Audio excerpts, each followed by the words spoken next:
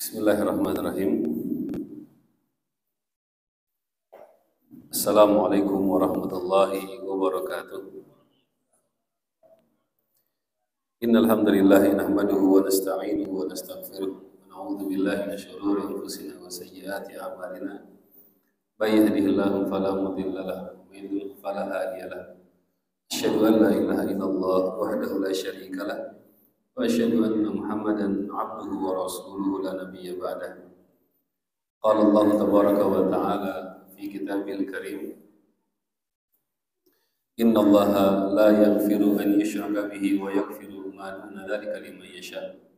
Sesungguhnya Allah Subhanahu wa taala tidak akan mengampuni dosa orang yang melakukan kesyirikan kepadanya, dan Allah akan mengampuni dosa-dosa yang selainnya bagi siapa yang Allah kehendaki. Hadirin dan hadirat rahimani wa rahimakumullah.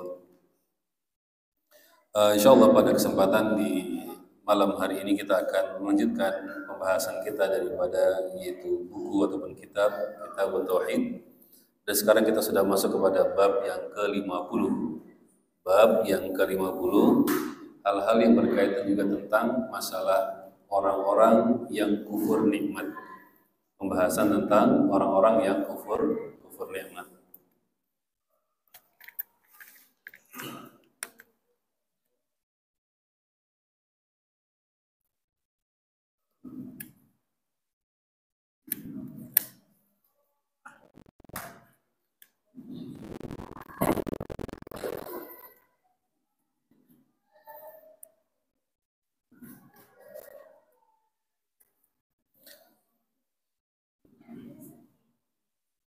Setelah sebelumnya sang penulis ataupun kita sudah membahas pada bab yang ke-49, yaitu yang berkaitan dengan kondisi orang yang kufur kepada Subhanahu wa ta'ala. Sisi yang di mana kita lihat tiga orang dari Bani Israel yang tadinya mereka ya manusia diangkat derajatnya, ternyata mereka keluar atas nikmat yang Allah berikan kepada mereka. Ini tentang kufur nikmat secara umum. Nah, pada bab yang ke-50 ini sang penulis ingin lebih yang menyebutkan tentang di antara kasus yang lain, di antara perkara yang lain yang berkaitan dengan yaitu adanya kufur nikmat dari sisi yang lain. Baik, kita mulai baca dengan dalil yang pertama. Allah Subhanahu wa taala berfirman, atau bab yang ke-50 memberi nama yang diperhambakan kepada selain Allah. Di sini sang penulis memulai dengan menyebutkan sebuah ayat daripada surat Al-A'raf ayat 190. Qala Allah tabaraka wa ta'ala, falamma atahuma salihah ja'ala lahu syuraka'a fima atahuma. Dan tatkala Allah memberi kepada keduanya seorang anak yang sempurna, ya, ketika Allah sudah memberikan kepada keduanya anak yang sempurna, maka keduanya menjadikan sekutu bagi Allah terhadap anak yang telah dianugerahkannya kepada keduanya itu. Maka maha tinggi Allah dari apa yang mereka persekutukan. Nah, hadirin rahimani wa rahimakumullah.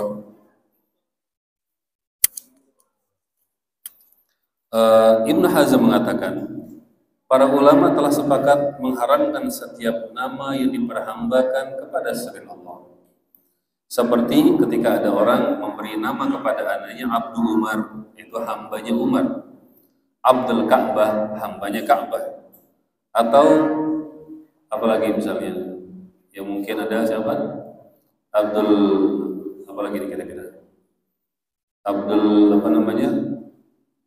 Abdul Samas misalnya, hambanya matahari. Abdul Qamar misalnya, hambanya yaitu bulan. Abdul Sama misalnya, hambanya langit. Abdul Kaukab, anaknya planet misalnya. Atau mungkin ya penamaan-penamaan yang semisal yang memiliki makna penghambaan, kecuali Abdul Muthalib. kecuali Abdul Muthalib. Ya, di sini ada penjelasan secara khusus karena Abdul Muthalib ini ada sejarahnya, yaitu kakeknya Nabi alaihi salatu wasallam ini, dia itu sebenarnya disangka oleh orang-orang Arab sebagai budaknya Muthalib, padahal itu adalah anaknya. Tetapi nama itu kadung sudah tersiar di kalangan masyarakat di kota Mekah sehingga orang-orang memanggilnya Abdul Muthalib. Dan Abdul Muthalib ini nama bukan nama penghambaan orang dia ini beribadah kepada Muthalib, tidak. Tetapi semata dia adalah yaitu hamba atau budaknya si Muthalib. Itu yang kakeknya Nabi. Ibnu Abi Hatim meriwayatkan bahwa Ibnu Abbas dalam menafsirkan ayat tersebut mengatakan setelah Adam, nah ini salah satu di antara riwayat yang menyebutkan tentang sebab turunnya ayat ini atau cerita tentang ayat ini. Setelah Adam menggauli istrinya Hawa, ia pun hamil, lalu iblis datang kepada keduanya dan berkata, sungguh aku adalah kawanmu berdua yang telah mengeluarkan kamu dari surga. Demi Allah, hendaklah kamu mentaatiku. Ini iblis saja kalau bersumpah pakai demi Allah, ya kan? Iblis bersumpah pakai demi Allah. Ya, demi Allah, hendaklah kamu mentaatiku. Kalau tidak, niscaya akan kujadikan anakmu itu bertanduk dua seperti rusa. Bertanduk dua seperti rusa. Sehingga akan keluar dari perut istrimu dengan merobeknya. Ngeri juga ya perempuan kalau diancam ya seperti itu, punya tanduk pas melahirkan itu sakitnya. Ya, apalagi sampai ancaman dari iblis akan merobek perut istrimu, kata iblis kepada Nabi Adam. Demi Allah, pasti akan kulakukan. Demikianlah iblis menakut-nakuti mereka berdua. Nah, apa yang diinginkan oleh iblis ini? Iblis minta supaya anaknya Nabi Adam dan Hawa ini dikasih nama Abdul Haris. Abdul Haris, karena Haris ini adalah itu nama lain daripada iblis. Ya, nama lain daripada iblis.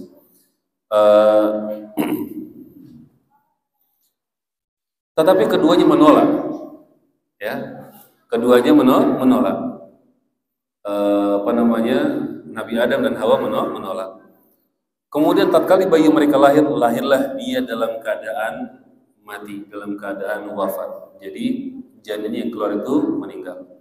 Kemudian Hawa hamil lagi. Maka datanglah iblis kepada mereka berdua dengan mengatakan seperti yang ia katakan di awal. Tetapi keduanya, Nabi Adam dan Hawa, tetap menolak untuk mematuhinya, dan bayi mereka berlahir lagi dalam keadaan mati. Selanjutnya Hawa mengandung lagi.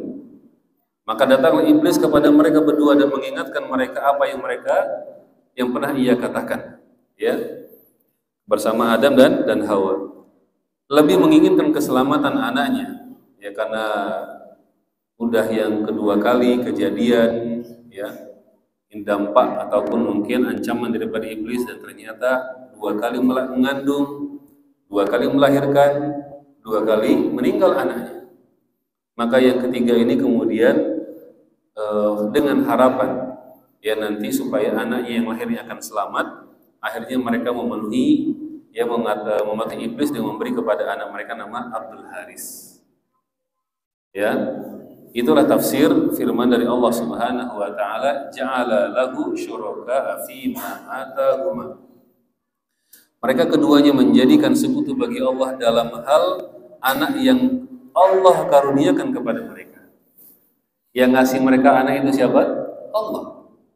Yang menjadikan anak itu selamat adalah Allah. Kemudian ternyata orang tua ini yang mendapat anak ini ternyata justru malah durhaka kepada yang ngasih anak. Dalam bentuk apa? Dalam bentuk itu memberi nama anaknya dengan nama yang memiliki makna penghambaan kepada selain Allah Subhanahu wa taala. Jadi Pak, pembahasan bab ini adalah pembahasan tentang bentuk, salah satu di antara bentuk kekufuran kepada nikmat Allah. Artinya kufur nikmat di sini. Ya, kufur nikmat di sini adalah yaitu ketika seseorang memberi nama kepada anaknya yang memiliki kandungan penghambaan kepada selain Allah Subhanahu wa taala. Ya, ada Abdul Ka'bah, Ada Abdul Hajar misalnya. Kok Ibnu Hajar nggak apa-apa, anaknya Batu ya. Ini Abdul Hajar misalnya. Atau hamba-hamba yang lain. Ibnu Abi Hatim meriwayatkan pula dengan sanad yang sahih bahwa Qatadah beliau mengatakan yaitu berbuat syirik dalam hal ketaatan kepada iblis bukan dalam ibadah kepadanya. Nah, ini perlu dicamkan, diingatkan di sini. Pembahasan kita ini tentang masalah ada kesalahan sikap. Kesalahan yaitu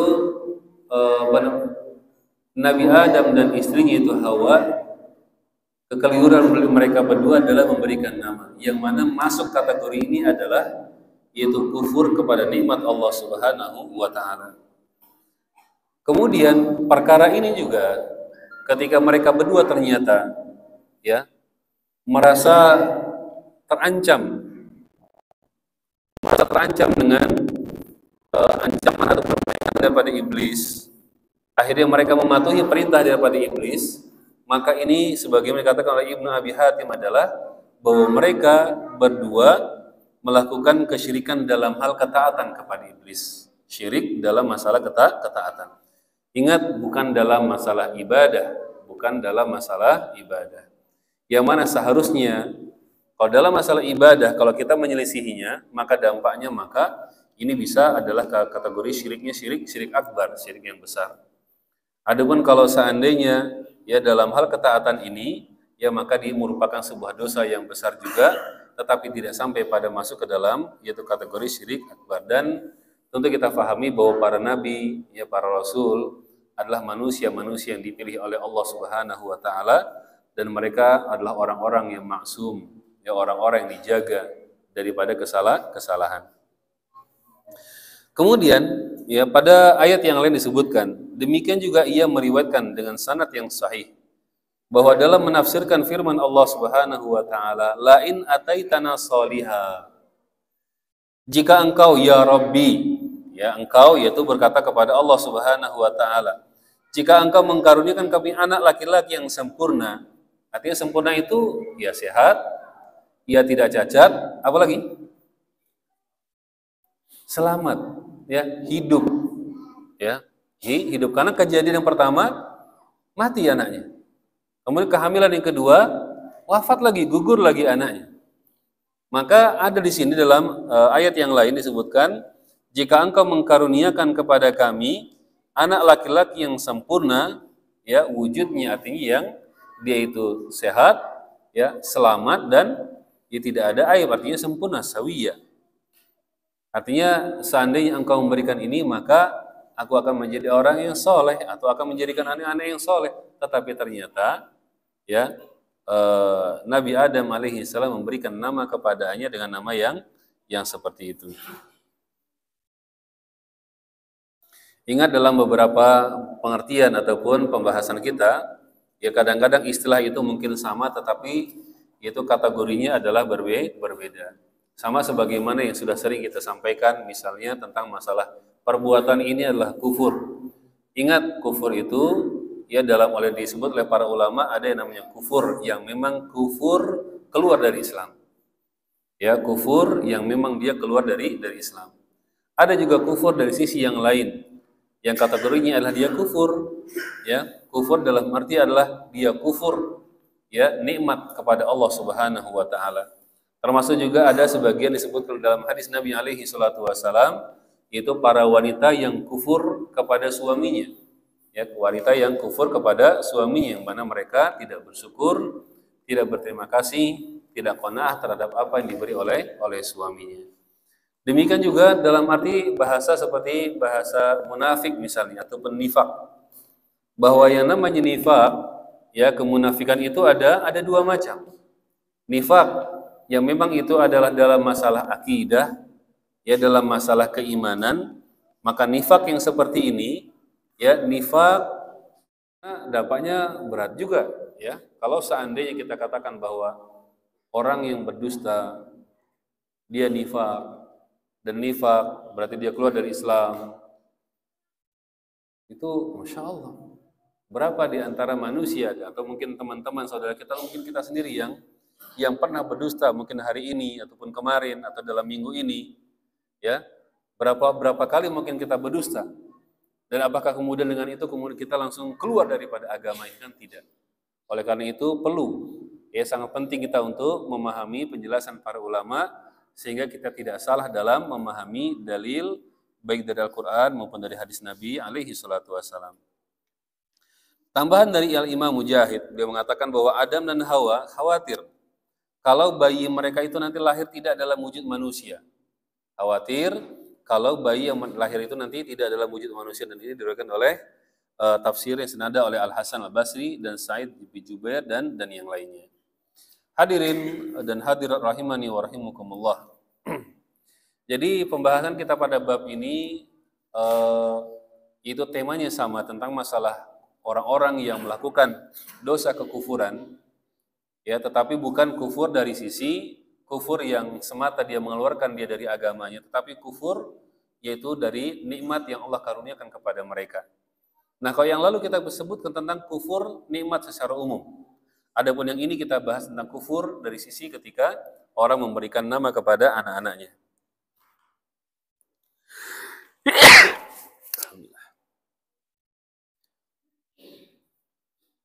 Kemudian hadirin rahimani wa rahimakumullah.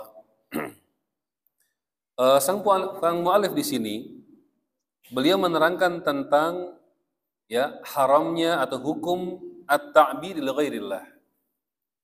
Haramnya ataupun hukum tentang dosa orang yang memberi nama kepada anak-anaknya yang mengandung makna penghambaan kepada selain Allah Subhanahu wa taala. Yang mengandung penghambaan kepada selain Allah. Apapun namanya. Apakah mungkin dia kasih nama Abdun Nabi misalnya? Ya, hambanya Nabi misalnya. Atau Abdul Ali misalnya. Hambanya Ali misalnya. Atau mungkin dia ngasih nama Abdul Rasul misalnya, hambanya Rasul. Ya, Abdul Husain, Abdul Hasan misalnya. Abdul Ka'bah misalnya. Ataupun nama-nama yang semisal dengan itu. Ya, maka tidak diperbolehkan, tidak diizinkan. Ya. Karena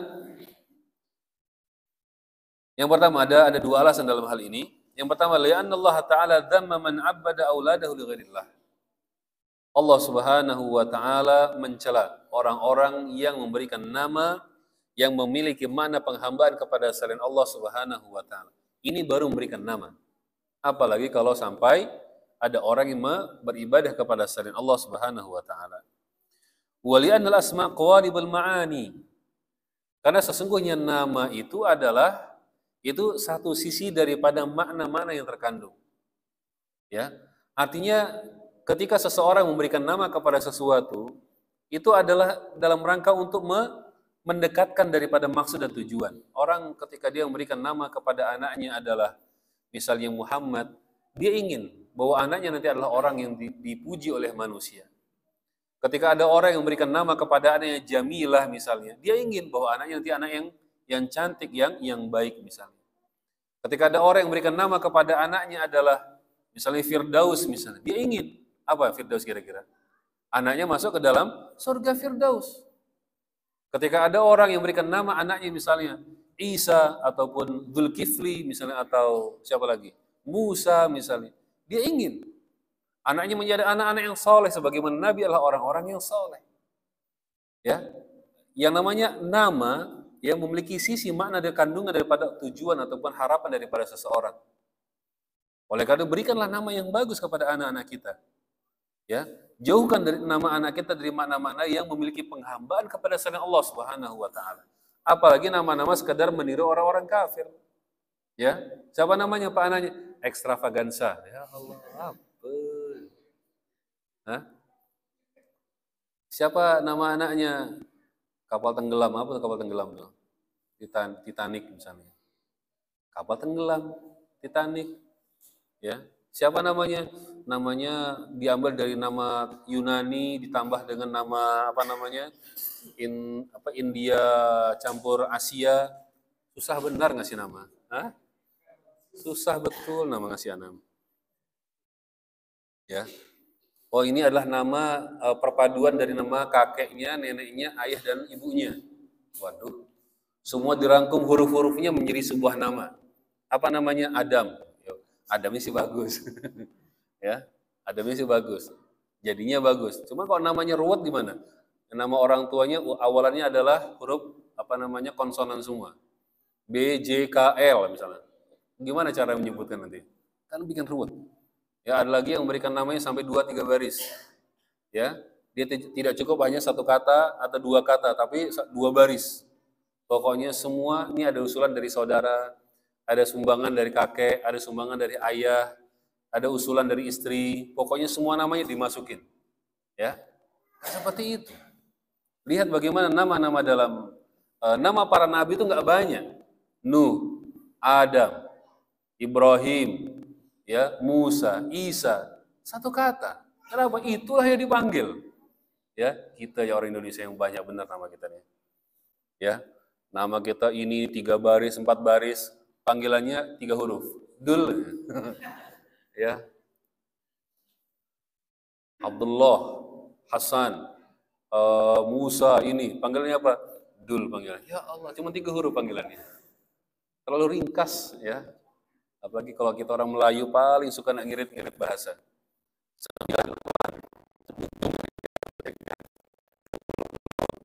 Nah, jadi hadirin rahimani wa rahimakumullah, perhatikan bahwa yang namanya nama-nama yang kita berikan kepada anak-anak kita merupakan qaribul ma'ani.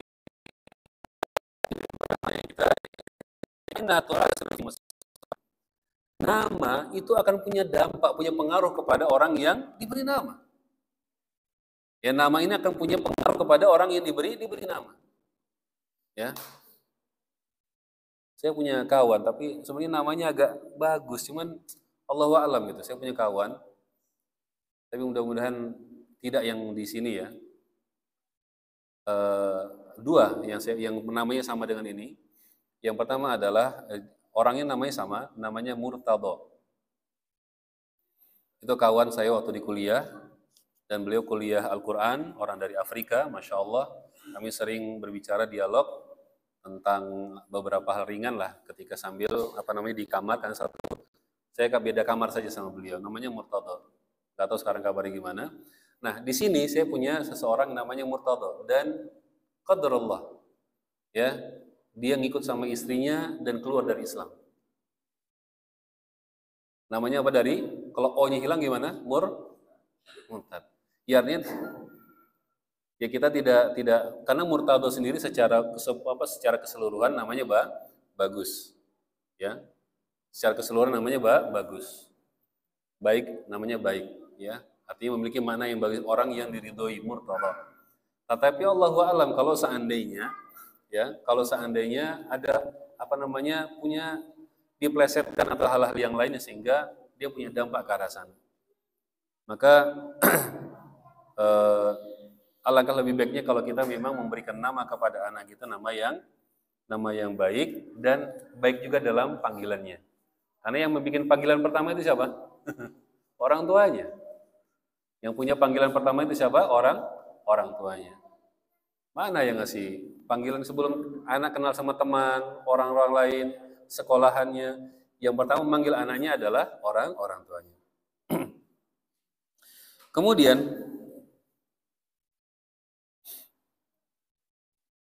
hadirin rahimani wa rahimakumullah,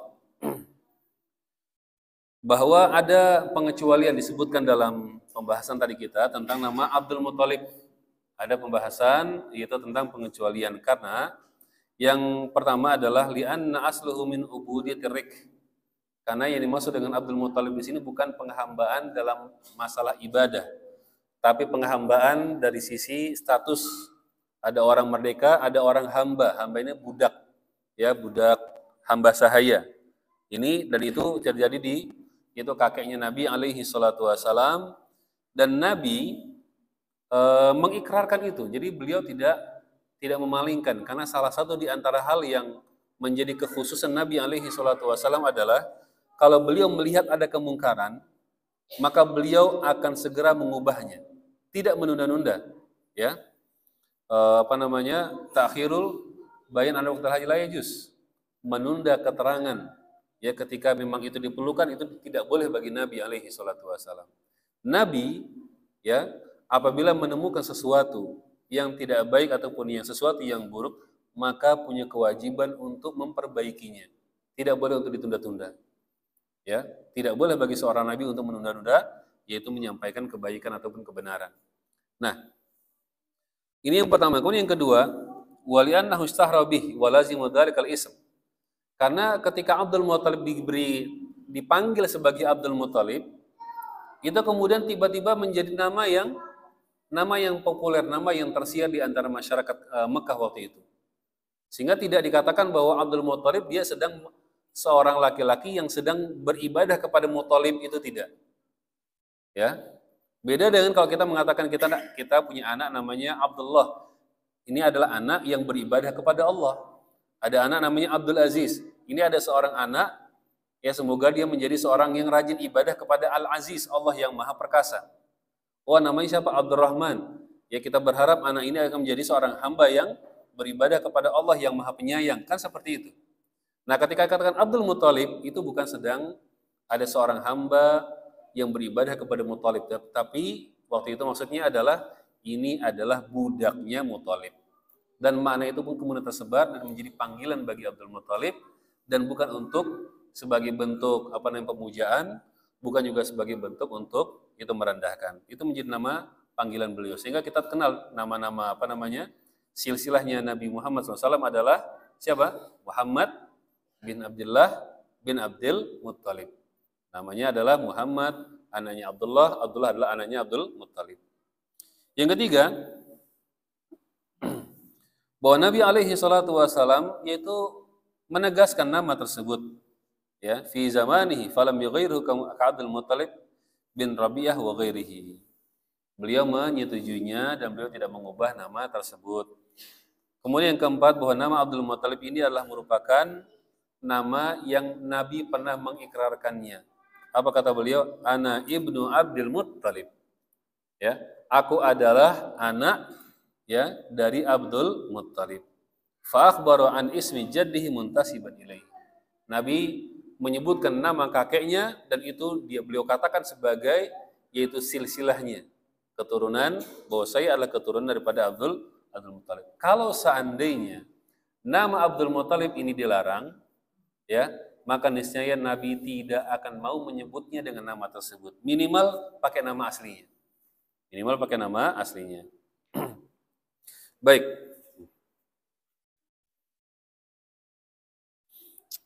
Jadi memang salah satu di antara kebiasaan orang-orang zaman jahiliyah dahulu, semoga tidak ada pada zaman kita sekarang, mana mereka suka untuk sebagaimana kita dianjurkan untuk memberi nama kita dengan nama-nama yang memiliki kandungan penghambaan kepada Allah.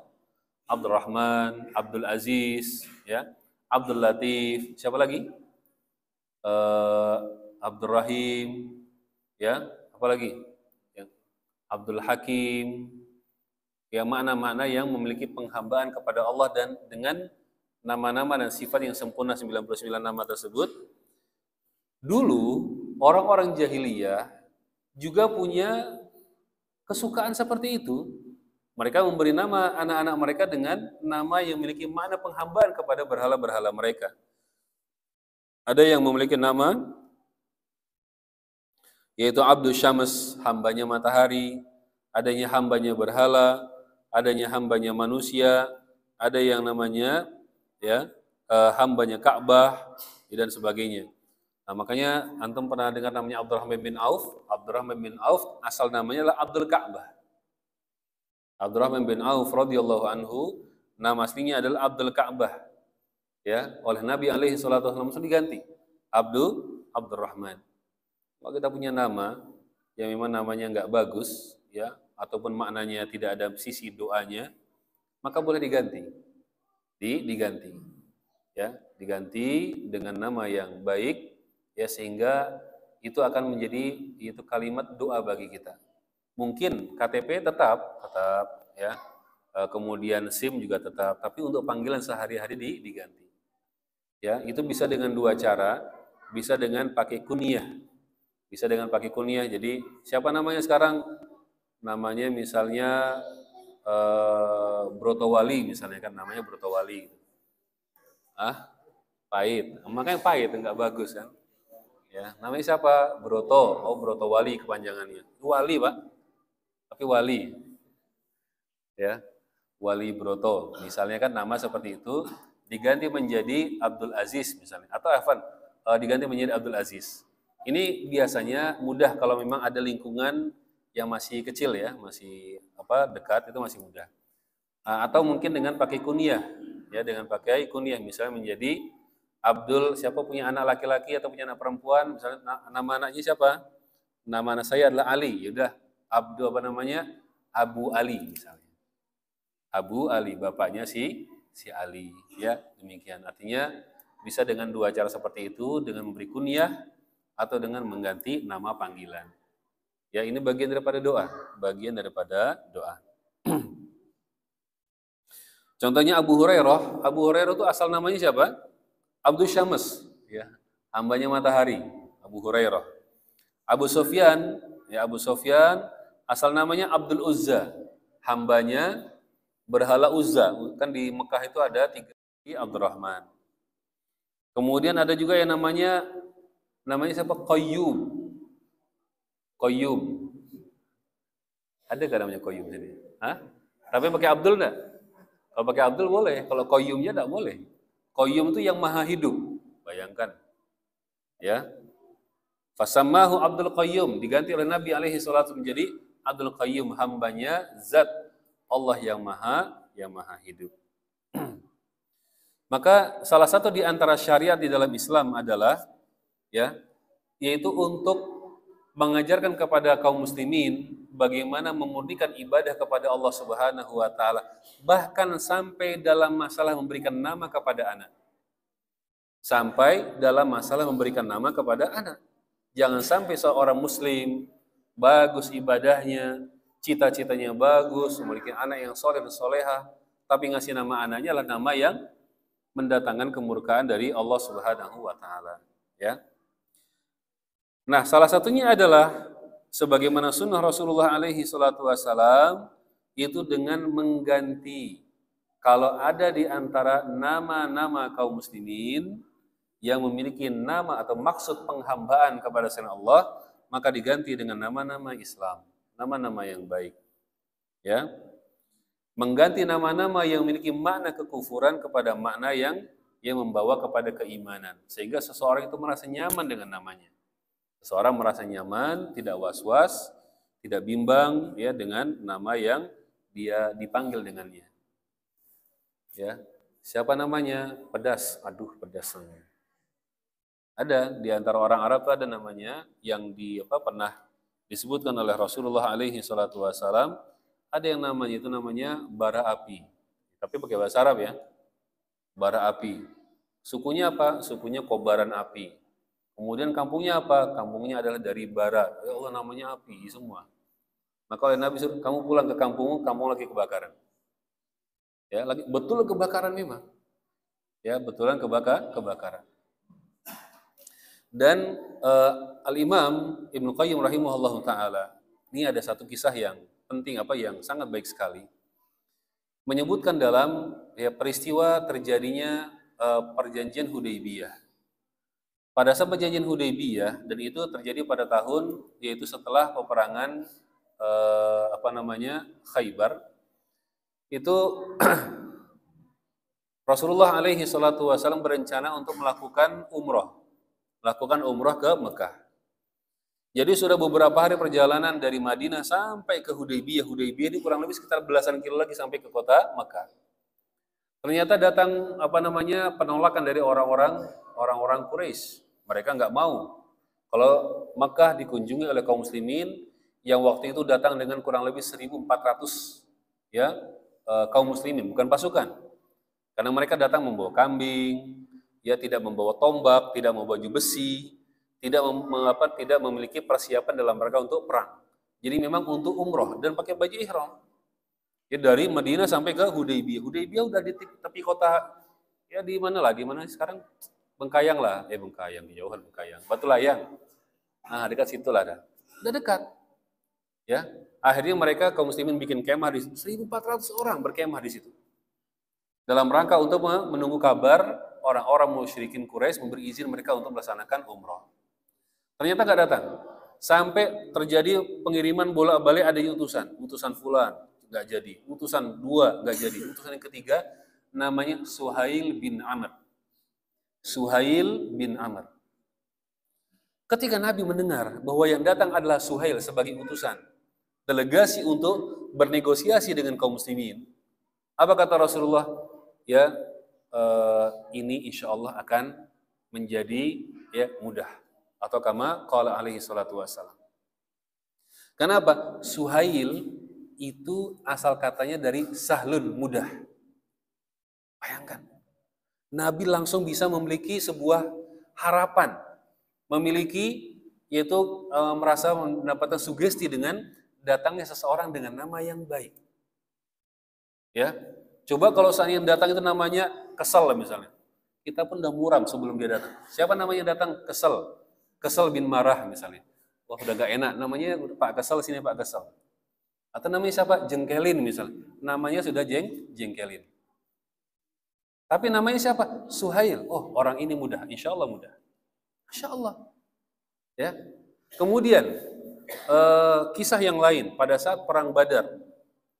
Jadi kaum muslimin pada waktu itu berjumlah 313 orang. Orang-orang Quraisy berjumlah kurang lebih 1.000 pasukan. Ya. Sebelum peperangan dimulai, ada tantangan dari orang Quraisy, kami ingin apa sih namanya, kok 3 orang dulu tanding itu namanya? Ya. Duel sebelum perang besarnya. Jadi tanding apa namanya? Tanding pancingan loh, pemanasan dulu.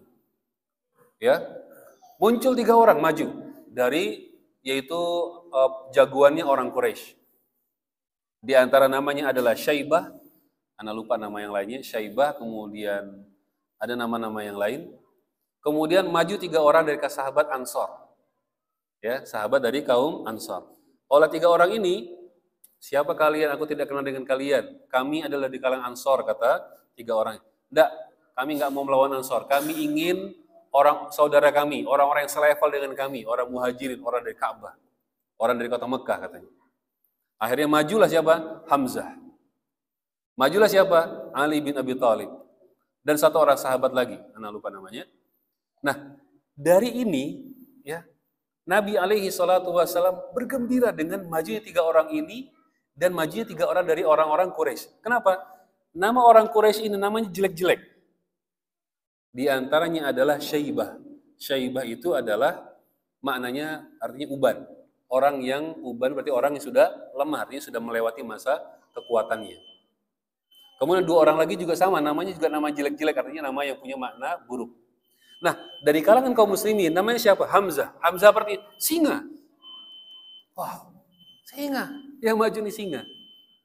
Ya, mau sampai tua, dari bayi pun singa dia. Yang kedua siapa? Ali. Siapa Ali? Namanya tinggi, maknanya orang yang memiliki kedudukan yang bagus. Dan yang ketiga ada 1 lagi, sahabat Nabi alaihi salatu wassalam juga namanya bagus. Nabi merasa gembira dengan majunya 3 orang sahabat. Namanya bagus-bagus. Dan betul 3 orang ini bisa menyelesaikan 3 orang musuh dari orang-orang Quraisy. Maka Pak, berikan nama nih seperti sahabatnya Saiful, insyaallah. Ya, ini saudara Saiful ini pedang Islam. Insyaallah akan menjadi Saifullah al-Maslul, pedang Allah yang terhunus misalnya.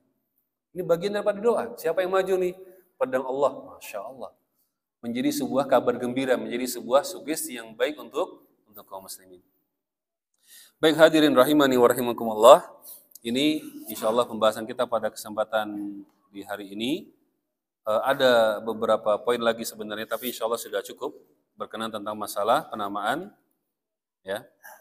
Dan insya Allah kita akan sambung pada pertemuan yang akan datang, yaitu pada bab yang ke-51.